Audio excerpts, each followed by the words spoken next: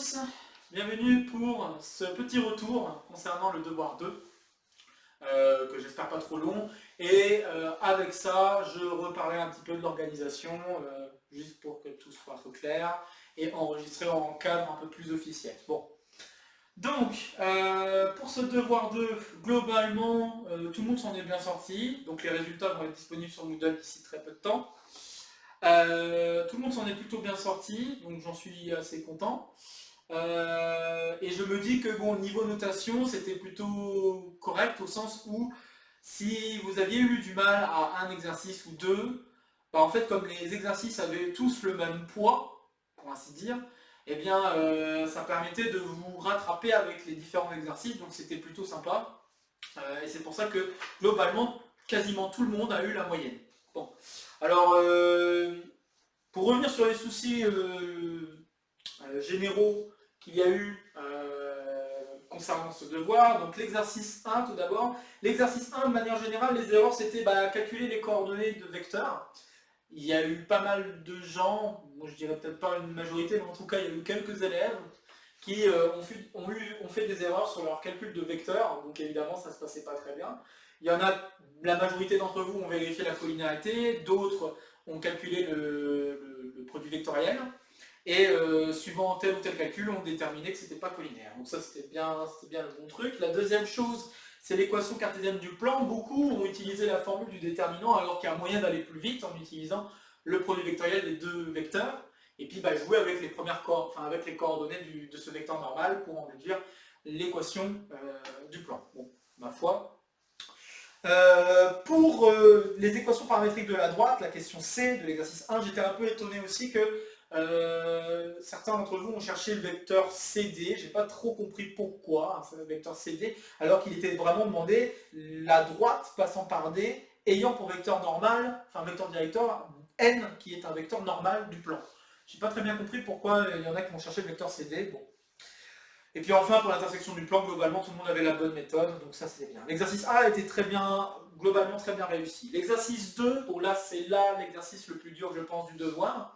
La question 1A, la question A, ça s'est plutôt bien passé, calculer le vecteur, l'image du vecteur, ça allait, même si, pourtant, 2-3 élèves ont fait des erreurs. Mais bon. Je tiens à noter aussi que quelques-uns d'entre vous n'aviez pas pris en compte la correction qui avait été apportée au sujet du devoir. Donc à savoir que le 2 qui était dans le coin était devenu à -2. Donc ceux qui n'ont pas vu cette correction et qui ont fait quand même les questions avec ça, j'ai quand même compté les points, d'accord. Il y en a même qui ont très bien réussi leur étude, donc je les félicite, même si c'était pas évident. Bon voilà, bon, on va dire j'ai été sympa de ce côté-là, j'ai dit bon d'accord, mais l'étude était beaucoup plus difficile avec le 2 qu'avec le -2, donc c'est pour ça que j'ai modifié avec le -2. Ensuite, pour le polynôme caractéristique, tout le monde l'a trouvé, tout le monde a trouvé la valeur propre. Par contre, beaucoup ont dit ah ben on a affaire à une rotation, ou on a affaire à autre chose. Là, ici, il fallait vraiment parler d'homothétie, de transvection, parce qu'à la vue de ce polynôme caractéristique, on devait penser à ces deux transformations. Une rotation, il n'y a pas de droite invariante.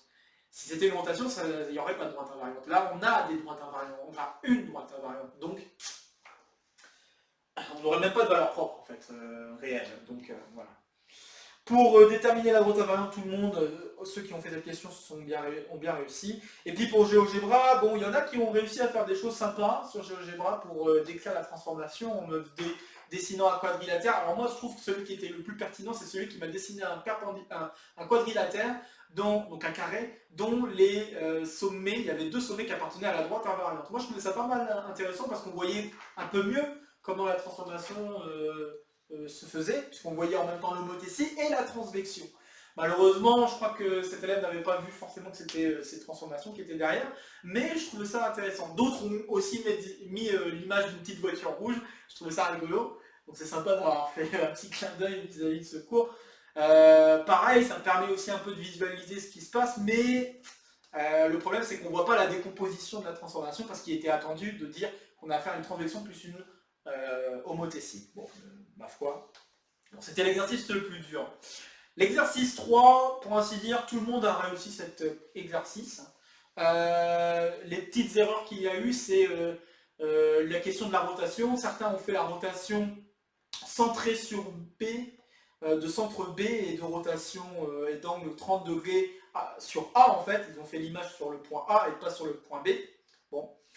D'autres ont oublié la fin de l'affinisation, donc le fait d'enlever le vecteur puis d'ajouter le vecteur V. Ils ont oublié d'ajouter le vecteur V à la fin, donc ils n'ont pas obtenu les bons résultats à la fin. Bon, voilà. Mais globalement, tout le monde s'en est bien sorti. L'exercice 4, bon, la matrice, facile, ça allait pour tout le monde. Par contre, le polynôme caractéristique, beaucoup se sont plantés sur leur calcul, alors que le polynôme caractéristique devait être quelque chose de très simple. Ça devait être x cube moins 2x carré plus x. Okay, donc ça devait être quelque chose comme ça. Malheureusement, beaucoup ont eu des constantes et autres, donc du coup, ils n'ont pas trouvé les bonnes valeurs. Bon, voilà. Alors du coup, pour les espaces invariants, ils ont eu des soucis. Alors justement, j'aimerais revenir là-dessus. Si vous aviez un polynôme caractéristique qui vous donne une valeur propre lambda, d'accord, et que vous écriviez votre système par rapport à cette valeur propre,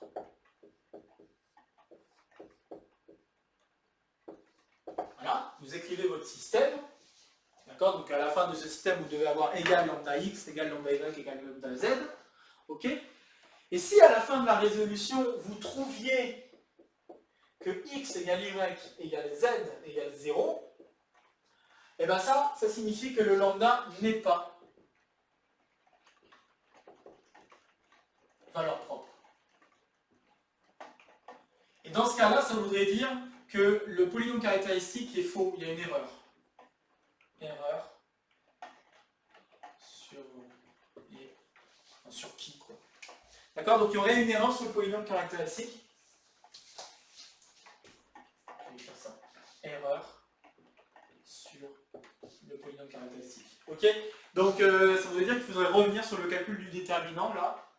Ok, parce que c'est impossible d'avoir ça si le polynôme caractéristique s'annule bien à la valeur que vous avez choisie. Ok, ou que vous avez trouvé. Donc si vous aviez trouvé 1.7 et que vous faites le calcul, normalement vous devez trouver x égale y égale z égale 0. Parce que 1.7 n'est pas une valeur propre. Voilà, donc vous le saurez à l'avenir, hein, comme ça vous permettra de vérifier si vous faites des erreurs ou pas. Ok, donc, je vais revenir sur ça, comme ça vous permet de vérifier par vous-même. Bon, et normalement on devait bien trouver un plan pour la valeur propre 1 et pour la valeur propre 0, une droite. Ensuite, pour la représentation de la transformation, bon, beaucoup s'en est bien sorti, mais il ne faut pas oublier que la transformation c'est dans l'espace, c'est pas dans le plan. C'est pas la peine de faire une représentation dans le plan, on travaille dans l'espace. Donc il fallait travailler avec GeoGebra dans l'espace.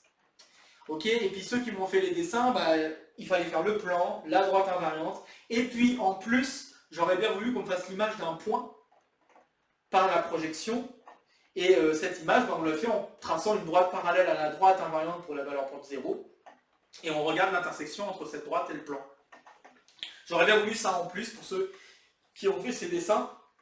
Mais globalement, ceux qui avaient compris qu'on avait à faire une projection et tout ça, ils ont plutôt bien réussi cette question. Donc voilà. Bon. Enfin, pour l'exercice 5, quasiment tout le monde, enfin presque enfin parce qu'il y a le bonus, l'exercice 5, quasiment tout le monde est tombé dans le piège. U et V n'étaient pas orthogonaux, donc la formule ne peut pas s'appliquer. U scalaire V, ici, valait donc 7 moins 3 moins 1, ça valait 3 donc. Donc ça ne vaut pas 0.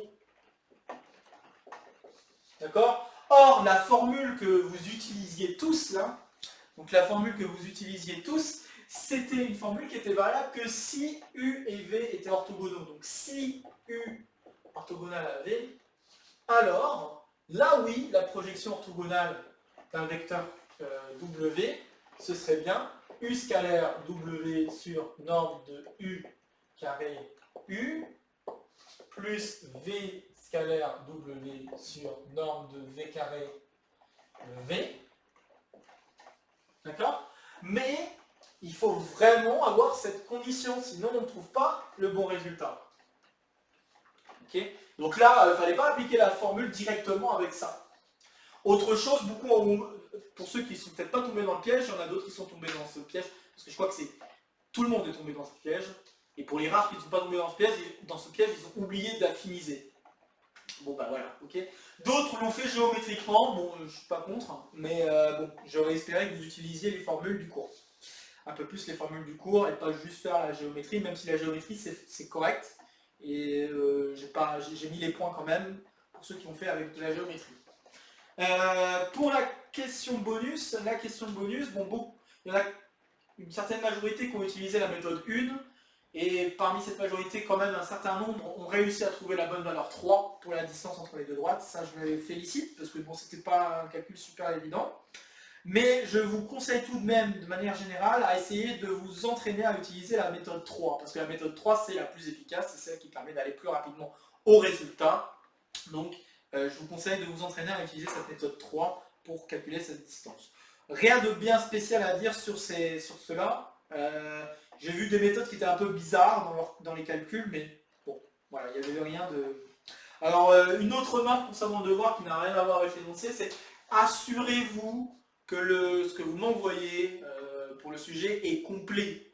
Là, j'ai eu affaire à pas mal de copies qui ne semblaient pas complètes. C'est une copie. J'ai noté que beaucoup de copies n'étaient pas complètes, j'ai eu en tout cas cette impression.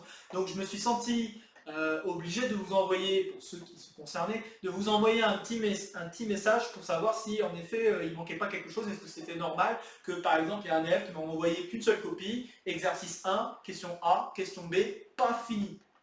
C'est tout. Moi je trouvais ça un peu étrange. Donc j'ai envoyé des messages à ceux pour qui j'ai cru que en effet leur copie n'était pas complète. Pour cela, j'aimerais une réponse très, très très vite pour pouvoir mettre les notes. Si j'ai pas de réponse, je me contenterai de ce que j'ai et puis je mettrai la note par rapport à ce que j'ai. Hein. Donc voilà. Et quand je dis très très vite, c'est aujourd'hui. Donc là, l'enregistrement va se terminer. Une fois que l'enregistrement sera terminé, je vais l'uploader. Ça va être très vite parce que la vidéo n'est pas lourde. Donc j'aimerais vraiment l'avoir le plus vite possible parce que voilà, je ne veux pas me permettre d'attendre parce que ça peut être considéré comme de la triche et tout ça et je ne veux pas qu'on joue là-dessus. Bref, sinon concernant le devoir, j'ai rien d'autre à ajouter de particulier, donc j'ai dit tout ce qui était essentiel. Je donne juste quelques informations pour cette vidéo. La première, c'est qu'il n'y a pas eu de séance questions-réponses bis. Donc c'est pas la peine de l'attendre, il n'y en a pas eu parce qu'il n'y a eu que 2 élèves qui sont venus et il n'y a pas eu de questions supplémentaires, donc avec ces 2 élèves on a juste discuté et rien de plus. Les résultats du devoir vont arriver d'ici très peu de temps, donc là je vais faire l'enregistrement, pendant l'upload je vais certainement l'avoir fait, donc à mon avis au moment où la vidéo sera là, les résultats seront disponibles, et comme d'habitude, il faudra m'envoyer un petit message si vous voulez avoir la copie, donc la feuille récapitulant les erreurs et tout ça, les points que vous avez obtenu pour chacune des questions.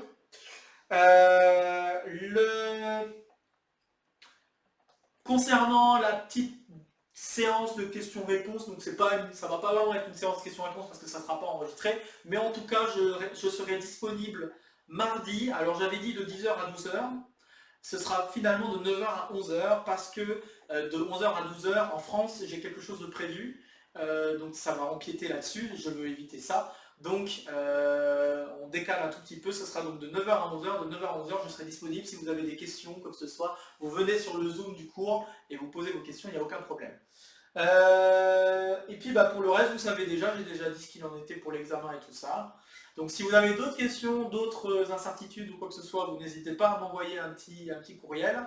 Et puis sur ce, je vous souhaite encore une fois une bonne fin de session, bon courage pour cette dernière semaine, cette dernière ligne droite. Je vous fais confiance.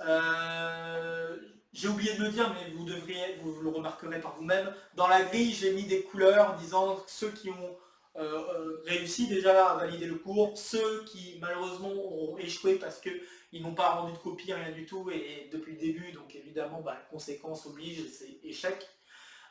Et puis, les élèves, vous avez tous le total des points. Pour les totals des points, on pourra, à la rigueur, ça nous permettra de savoir plus ou moins quels sont les points à obtenir, notamment pour l'examen, au minimum, afin de valider. Et puis après, si vous voulez, si vous avez des incertitudes sur 2-3 trucs, on pourra toujours discuter. Je pourrais vous donner des idées sur ce qui manquerait, quel genre de points il faudra avoir pour que le cours soit validé, etc. Bon, voilà. Là j'ai vraiment tout dit. Donc, bon week-end, bon courage. Et sur ce, à bientôt. Salut à tous!